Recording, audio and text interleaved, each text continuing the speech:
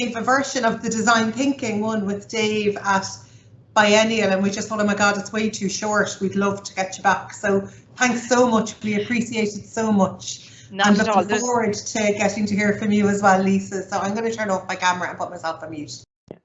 Thank you so much, Caroline. And hi, good afternoon. Welcome. Thanks, first of all, to AHECS for the opportunity to share our work with researchers in MTU with careers professionals across the country. So I'm Mary Rose. I'm Careers Advisor here in MTU, and I'm with my colleague Lisa Moran from the Graduate Studies Office. So the way we're going to approach it today is Lisa is going to first take you through, tell you a little bit about MTU because we're a fairly new university, and then outline the development of careers work with researchers, and then hand back to me and I'll talk in a bit more detail about the Design Your Future programme. So over to you, Lisa. Brilliant. Thanks a million, Mary Rose. Hello, everybody. Like Mary Rose said, my name is Lisa and I work in the Graduate Studies Office in MTU, and it's lovely to be joining you all this lunchtime. So on the 1st of January 2021, which was last year, Cork Institute of Technology and Institute of Technology Tralee merged to form Munster Technological University, but we're going to call it MTU for this. And it was all done under the Technological Act 2018. So there are two key functions of universities as described in the TU Act. One is to provide teaching and facilitate learning that is informed by research, and another is to support a body of research that includes research relevant at regional, national and international levels, and to pursue excellence in the conduct of that research. So this photo was taken on the day we officially raised the flag for MTU. You'll all recognise Taoiseach Micheál Martin and also the Minister for Further and Higher Education, Simon Harris. But I'd like to point out our MTU President, Professor Maggie Cusack, and you can see her there with the orange arrow, and our Students' Union President, Aisling O'Mahony. So now that we have campuses in both Cork and Kerry, MTU has an extensive regional footprint. So to get us started, just a quick question for you all. So you can type your guesses into the chat box, or you can just have a ponder to yourself. There's no pressure. But how many campuses do you think MTU has now? I'll just give you a chance there to have a think, or maybe pop some guesses into the chat. But if you thought that we had 6 campuses, we do. So we have 6 campuses across the Southwest region. And each and every campus is research active. So research is at the heart of what we do at MTU. It underpins our teaching and learning, as well as our engagement with industry, enterprise and the wider community. But before I go any further, let's look at what we will talk about during this session. So we're going to touch on postgraduate research education in MTU and our research students. We're going to look at the national picture of postgraduate research education, and how what was happening internationally for research education influenced major changes in how we deliver our research programmes. Then we'll look a little more closely at what we do to support career formation for our research students. And we'll look closely at our specifically designed careers development focus module, Design Your Future. So I bet you're asking yourself, why are we planning to go into such detail, and how will this be relevant to you as a careers professional? So by showing you the background and the growth trajectory of careers development activities for postgraduate researchers in MTU, we'll be better able to provide detail into how we arrived at this stage that we're at now, which is with a specific careers module and lots of tailored activity. All of this started, I suppose, when we were in IoT, and as most IoTs are converting to TUs at the moment, this information might be useful to some of you. It's a broader, in-depth, university-wide context, and it'll help you in benchmarking and developing activities in your own HEIs. And the references that we mentioned throughout might be useful when you're writing your own proposal documents for initiating careers activities for postgrad researchers. And for everyone else who's engaged in activity with researchers already, this is a quick look at how we've done it in MTU. So MTU, since 1996, over 700 postgrad researchers have graduated from MTU and its previous institutions. MTU has ongoing research activity worth over €21 million and a research community of approximately 430 active researchers. Of that 430, there are almost 300 research students registered across all campuses in the areas of engineering, science, business, humanities, music and art. Registrations of research students are increasing year on year, a trend which we anticipate continuing under the new TU Act. So there's a requirement to increase our postgrad enrolments from 4% of total enrolments to 7% within 10 years. So for us, this means doubling our postgraduate research numbers. And it's a challenge which makes us think more about the student experience. It asks questions like, what can we do within our research programs to attract higher numbers of interested candidates? What can we do at a strategic level to ensure that supports are in place for this higher number of students? How we can provide opportunities for personal development to equip our research students with the skills to allow them to thrive in their future careers, and how we can prepare them for an ever more competitive jobs market. So although the nature versus nurture debate is one of the oldest debates in psychology, submerging our research students in a research-enriched environment and a research-active community is one of the principles of the National Framework for Doctoral Education. So in MTU, research supervisors play a key role in preparing our students for a rapidly changing world where research is becoming more and more important.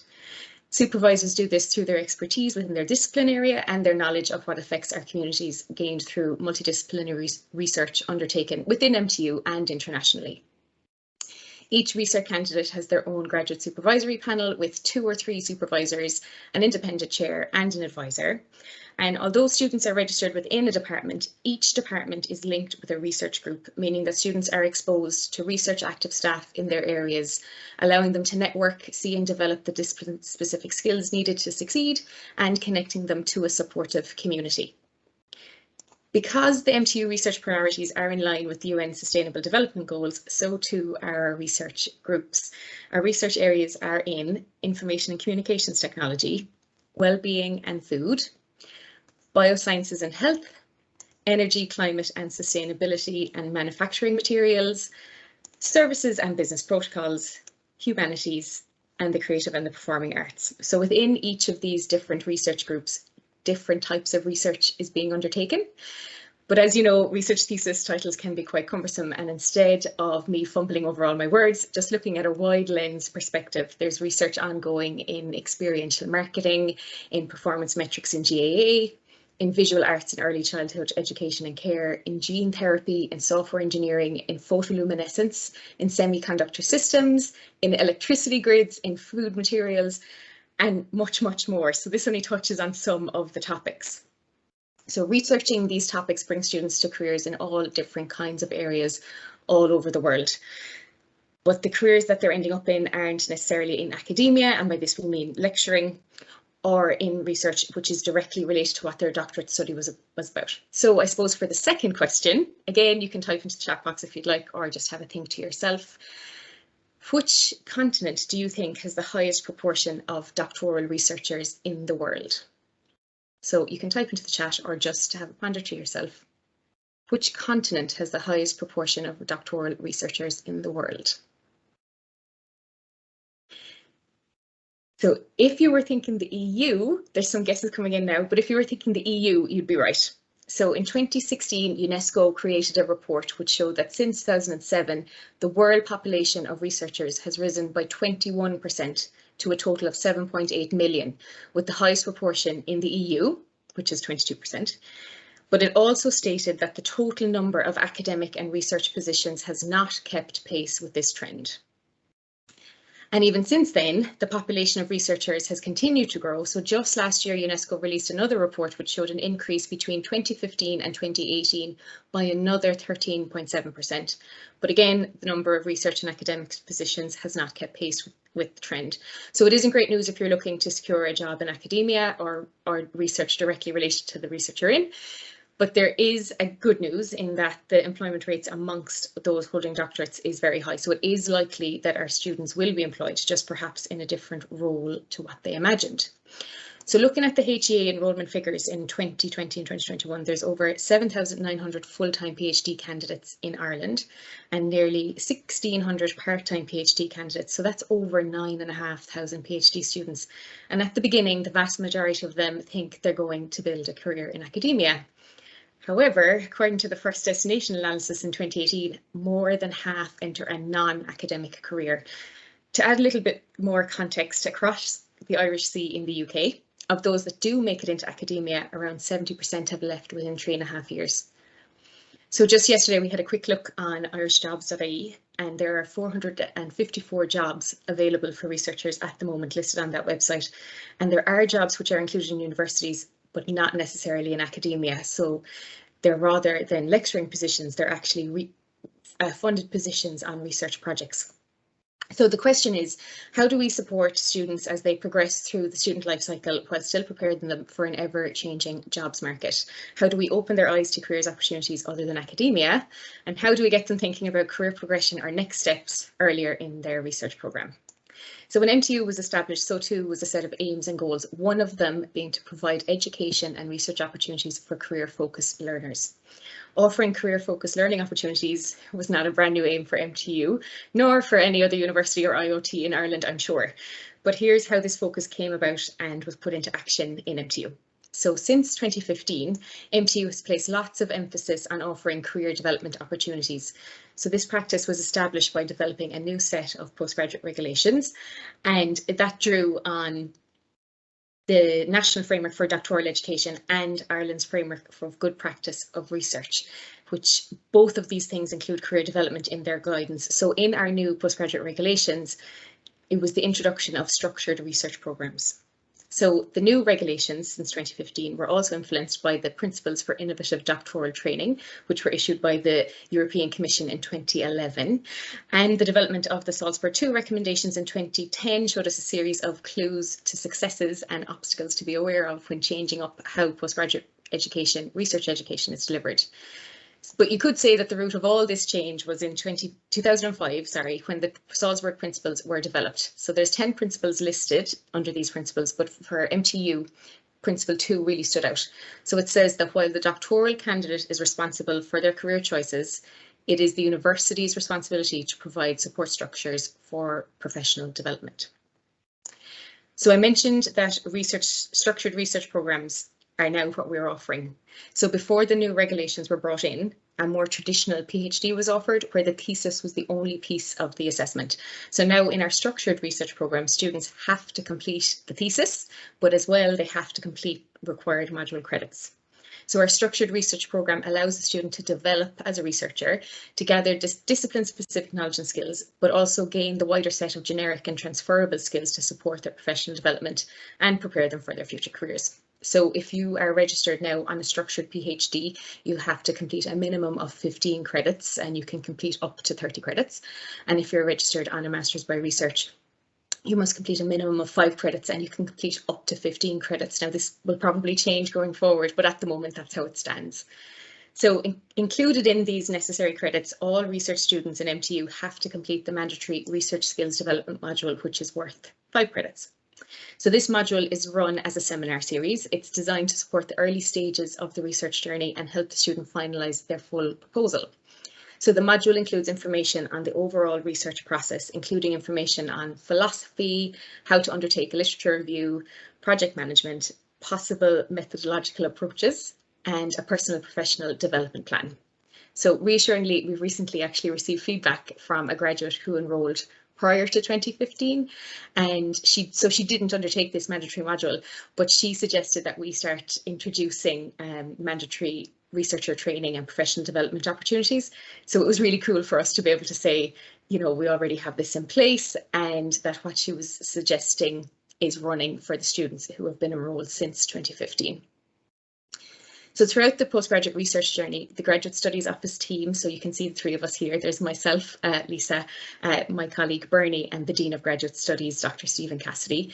So we support the research students through a broad range of measures while they're progressing through their research journey. So one such measure is our new online information space for our research students, which is hosted on Canvas. So this space, which we developed during COVID-19, it brings together in one place information relating to the entire student life cycle, from registration and what a student needs to do, to what's happening from month to month, to information on structured modules, through to preparing for their exams and information on all the student support services. But with this career service specifically, we work together to offer talks throughout the year, specific links to careers information for postgraduate researchers, and have developed a module to support career progression and personal development. This is the Design Your Future module, which Mary Rose is going to talk to you about in a second. So we promote all of this through this online space. And also just to mention that building on the experience that we've had as a Graduate Studies Office in partnering with the Career Service to develop the Design Your Future module, we've since partnered with other services to develop more modules which draw on the specific expertise of the support services, such as the Research Integrity module, which was developed with the library. And just last year, we've added extra sessions into the mandatory research skills module with the student counselling is the extra session we've added in. So I suppose the knock-on effect of the success of this partnership that we've after creating, it's proved fruitful for both of our offices, and also more importantly for the students, because they have extra opportunities for direct contact and access to tailored information, so they can see how the different student supports are relevant to them as postgraduate researchers. And as we all know, the research shows the more collaboration with the different departments, the better the outcome for the students. So it's great that we're putting this into practice now. And focusing specifically on careers and professional development, there are a number of modules that we offer which speak to this. So I've mentioned the mandatory research skills development module already. The Designing Your Future module is the one that has been specifically developed by the Career Service, and Mary Rose will go through in a second. There's a Personal Wellness and Resilience module, which was designed to provide students with an understanding of the challenges associated with academic life and equip them with the resources for resilience and behavioural change and how to basically deal with the stress of doing a PhD or a research master's. There's a Communicating Your Research module in which students are introduced to the key concepts of effective communication so that they can begin to convey their research topic to technical and non-technical audiences. And there's the Postgraduate Placement module, which does exactly what it says on the tin. So as you've seen, we've built the structured research programs to include lots of opportunities for professional and careers development, for awareness building around skills needed to be a successful researcher. And we have tailored all the modules so that they reflect the aim of MTU, which is providing education and research opportunities for career-focused learners. But we couldn't offer the careers support that we do, or the Design Your Future module, to our research students without the MTU Career Service. So Mary Rose, over to you to give our audience a better idea of what Design Your Future is all about. Thanks a million, Lisa, and it's great to be here. Thank you. Just to say, if you have any questions, Lisa will be monitoring the chat, and I'll take questions also at the end.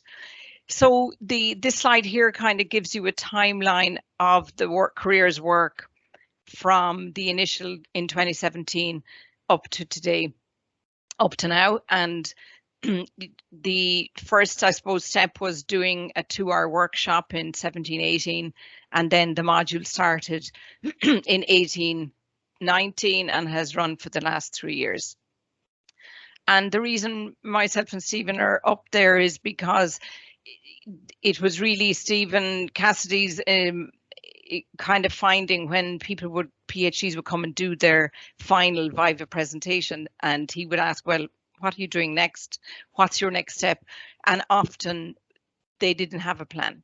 They didn't know what they were going to do next.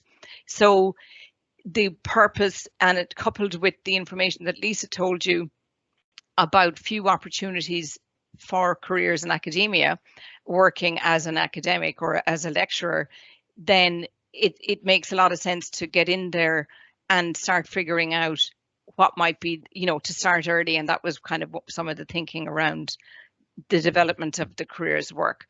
And that's why MTU is prioritizing the careers work with researchers. Okay. So when we're looking now, what are the goals now that we're a few years down the line? So our goals for careers work is to raise awareness of the factors, to raise awareness among researchers of the factors that influence career choice, to look at developing skills and competencies for career success. So a lot of the work is similar to other careers work, but the candidates, they're very different in terms of their own, the outlook, and the skill level can be quite mixed. Offer one-to-one advice and support, link with PhDs in industry, build knowledge and skills via the different individual events, and then the Design Your Future module. So just before we go into the module, just to cover the 3 events that we might have run last year. These are the events we ran this academic year, last semester.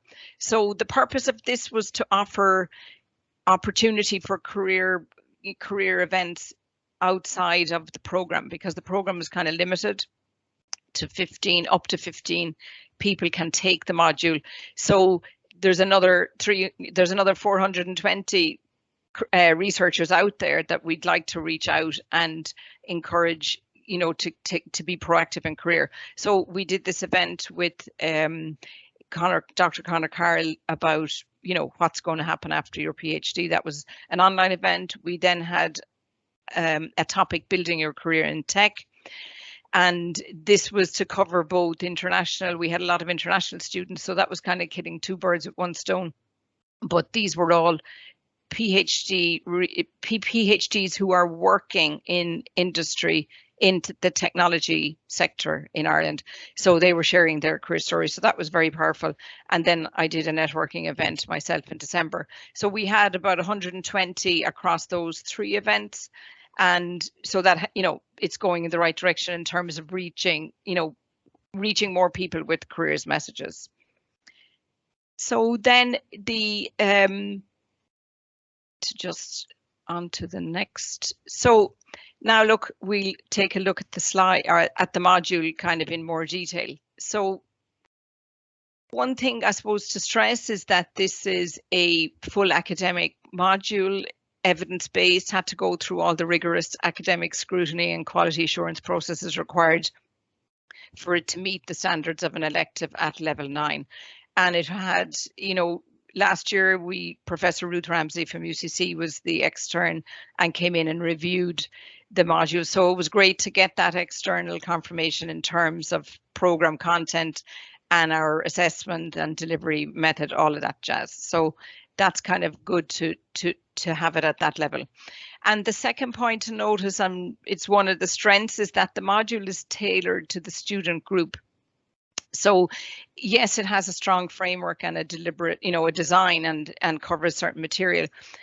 But for example, 2 years ago, participants were half biological sciences and the other were mixed disciplines. And the key need that year was for researchers to identify people and career paths in disciplines outside of academia and encourage them to promote themselves. So that was sort of the main thrust that time.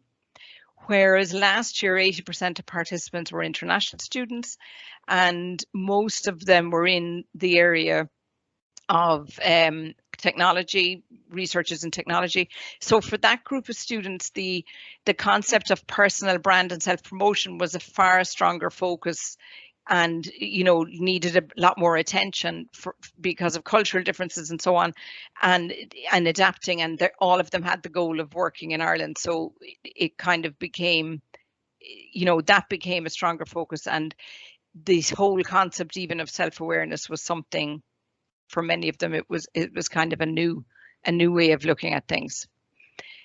So the point is that the framework is there, but we adapt it then to meet the needs of each group. So we'd probably say the USP of this program is the practical application of the material to actual putting career planning in place, because one of the goals is this might be the only time that a researcher gives to career planning in the whole of their research journey. And that was one of the goals, was that not to be too onerous in terms of the workload, but actually to encourage candidates to actually do things that made sense to be doing anyway. So then if we move on. So looking at what kind of informed the content. So Science Foundation Ireland has the core, you'll see the core values there in that colourful graphic. And they're suggesting that researchers need to realise their own potential and have career self-management skills to enable them to have impact beyond their academic activity. So, you know, that's a fairly tall order when you think about it. You need a whole set of skills and competencies to actually put that into practice and be able to make those links and have that impact beyond you know, the lab or beyond the academic kind of findings. So we believe here in MTU that the doctoral journey, this is an ideal time to develop those skills and competencies and to prompt this personal and professional development, you know, to develop, so that this development can start while they're on the doctoral journey. So Lisa mentioned Salzburg 1, and in Salzburg 2, there was a statement that doctoral candidates must be allowed independence and flexibility to grow and develop, and that doctoral education is highly individual and by definition original. And to me, I think, as you know, all of us here in the room as careers professionals, this is music to our ears. We know each student, whatever stage they're at, their journey is individual, their experience is individual. But to see that set out in a document that, and proposing that this needs to be honoured in a practical and way that professional development can't be assumed, it needs to be actually managed. So that's one of the aspects that informed the programme content.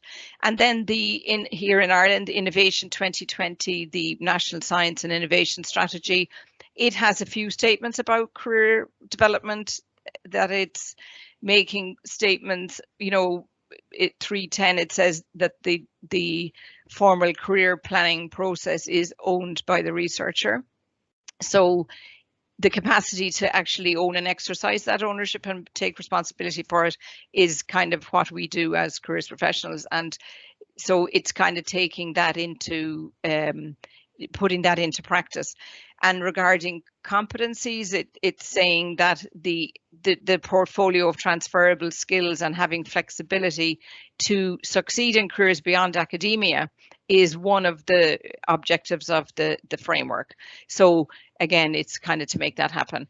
And it says that in terms of professional career development, it says that a high degree of self-direction is expected of the postdoctoral research in their training and development and career planning.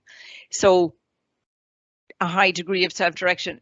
Most researchers don't have time for careers, what they call as thinking about the future or figuring out jobs. So the whole point is to build in that time and to provide an opportunity for them to undertake careers activity.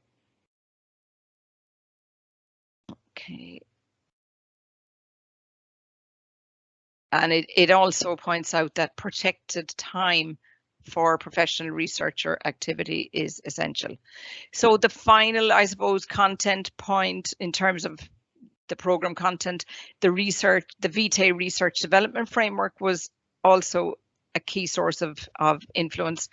And this is a professional development framework. Many of you probably know it already, but it supports and promotes the personal, professional and career development of researchers in higher education. So in terms of the programme, we focus mainly on domains B and D, and domain, the domain B, the personal effectiveness, which we talked about a little bit there, and then the domain D, which is engagement, influence and impact. So having the knowledge and skills to work with others and actually see through the impact, the wider impact of research to ensure that can happen. So in terms of this researcher VTE framework has 63 competencies in all. That's a bit of a tall order for a lot of people, but they also now have a downloadable professional development planner, and we encourage everyone on the Design Your Future program to kind of to download the planner and to kind of work through it in an organized way and not to be overwhelmed. So here then, the next slide here is showing the kind of the 4 pillars that inform the content of the program. So the first pillar is self-awareness, which we know, foundation of career planning. So on the Design Your Future, each candidate gets an MBTI assessment with an external consultant does that, and they also do strengths assessment, skills assessment, and then assess their skills against the VTE range of competencies. So the goal really is to broaden their self-concept beyond academic success. and motivate them to kind of take control of direction. So we're looking that they might think of themselves more holistically, because especially if they're very high academic achievers, they kind of be in a tunnel of an academic journey. And sometimes doing these assessments is the first time they've thought about their suitability for possible future directions. It's very valuable for the PhDs who've kind of gone directly, and we're seeing more going directly from undergrad into the PhD without having other work experience apart from maybe work placement. So as it's a case with all students, we work at highlighting, you know, the skills that they might have from other parts of their lives, and to bring that into the picture. And what has been a light bulb moment for many on the program was getting confirmation, you know, that they're, for example, they're an introvert, and then kind of seeing that in their MBTI, but then in parallel learning that networking is essential to career success. So we had one candidate 2 years ago in her final presentation, and she was in the first year of her PhD, and she said we had ruined her lovely plan of hiding in the lab for 3 years. And that was one of the reasons she did a PhD, because she wouldn't have to meet people or engage and interact with people. But through the program realized that strategy wasn't going to actually achieve a good career outcome for her. So the way she put it herself is, why would anyone hire me if they've never heard of me or know anything about my work? So that was really interesting to see that, and and taking on board okay, these are skills that can be developed. Things that aren't, that don't feel very comfortable or natural skills can all be developed during the program. So we also followed the Design Your Life and the design approach, the doing activities. So it's taking from the work-life design, some of the exercises in that. There's great exercises around uncertainty, around, identifying values, and, how to navigate the uncertain future, and those sort of exercises really prompt thinking. And all these things together then help to craft the career story. So there's tutorials where they share their individual story with other researchers from other domains, and that's quite powerful. And actually the telling and the retelling of the story actually helps to pull together the threads of their different life experiences, and they eventually arrive at having a compelling narrative to share, and which is so critical for researchers when they're going to meetings looking for funding, or they're looking to present at conferences and so on. Being able to kind of have that hold the room with their own career story is really important. And it also helps when they hear other people's goals. It does prompt them to consider their own goals, and then they're encouraged from the get-go to reflect, to keep a journal, and to write about their experience, reflect back on previous jobs, and to draw, and they're required then to share those insights later on in the assignment. So the purpose of having it all in the assignment is it ensures then that these things happen. So the second pillar then would be the knowledge and the learning. So we have career theory in there: Holland, Super, Crumples, Hansen, Savikas. We outline how the theories can help them in understanding the connection between themselves and the world of work. And they're asked to include two theories, to discuss two theories in their final assignment.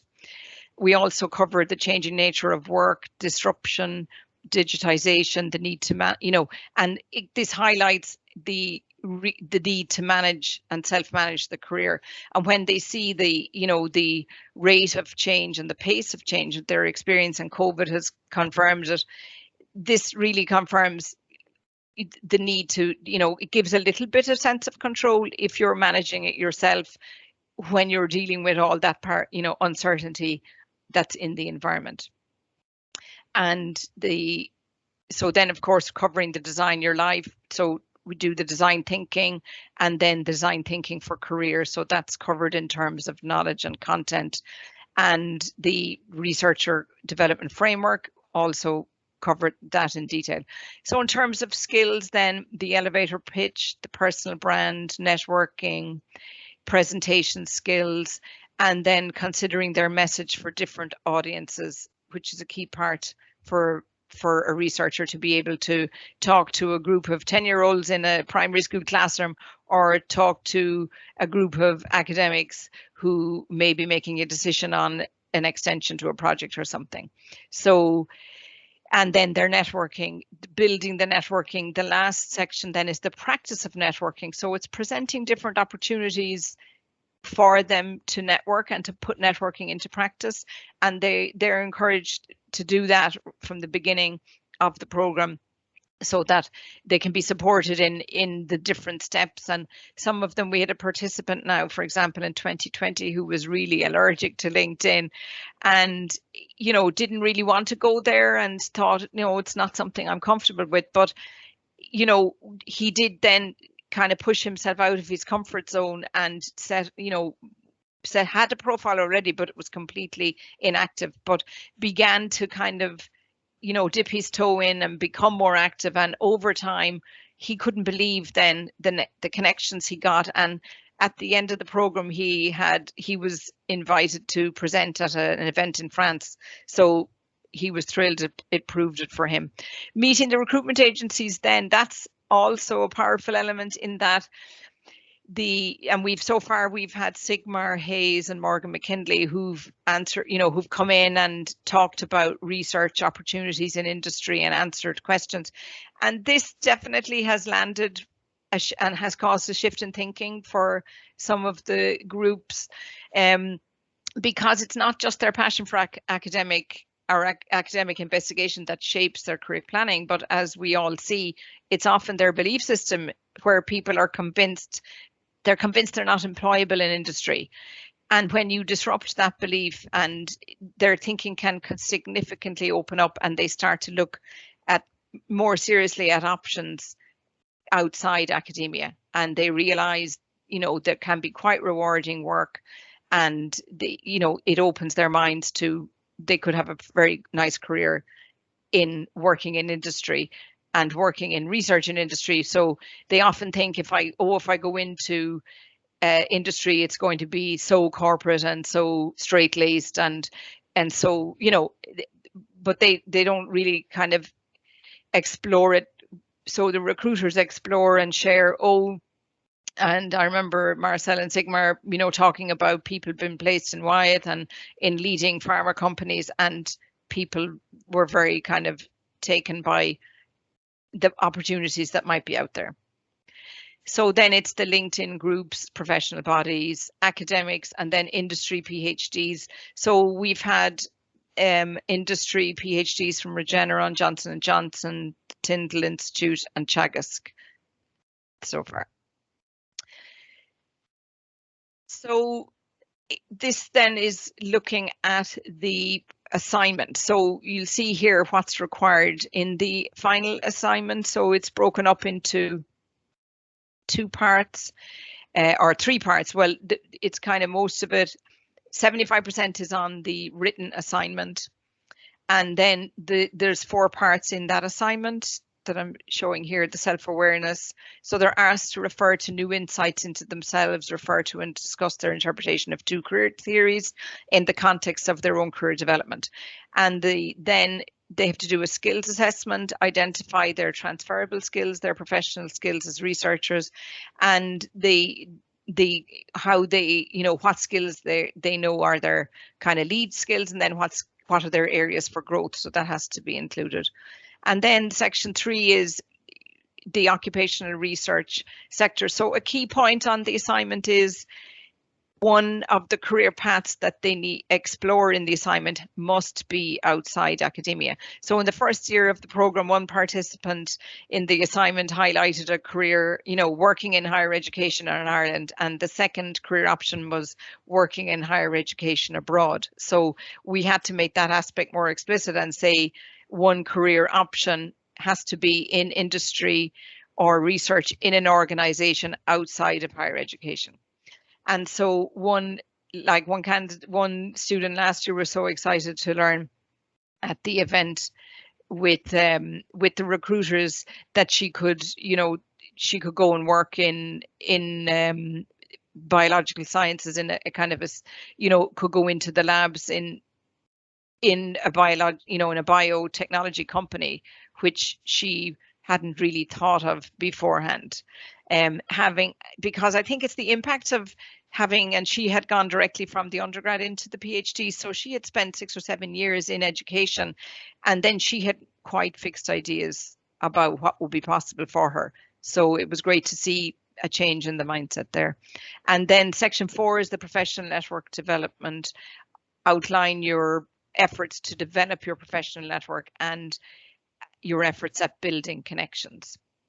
So then in terms of the presentation, you see then how the presentation is assessed, the different elements, and there's a careers advisor and an academic, are on the presentation panel. So what's next then for careers work with researchers in MTU? So we mentioned the Careers Unplugged series of events earlier, so they're going to continue again, looking at, we'll be looking at events for different cohorts. We had technology last year, so we'll probably go the science route next year. And we've just started to offer career coaching, and this is targeted at researchers coming to the end of the doctorate that haven't engaged already in any kind of careers work. So this is to support them to take some action from their future, because especially this year now, there's additional pressure for researchers to finish their doctorates because they missed lab time and COVID, and funding is running down, so they can be under quite a bit of stress. So coaching is an ideal way to support these researchers.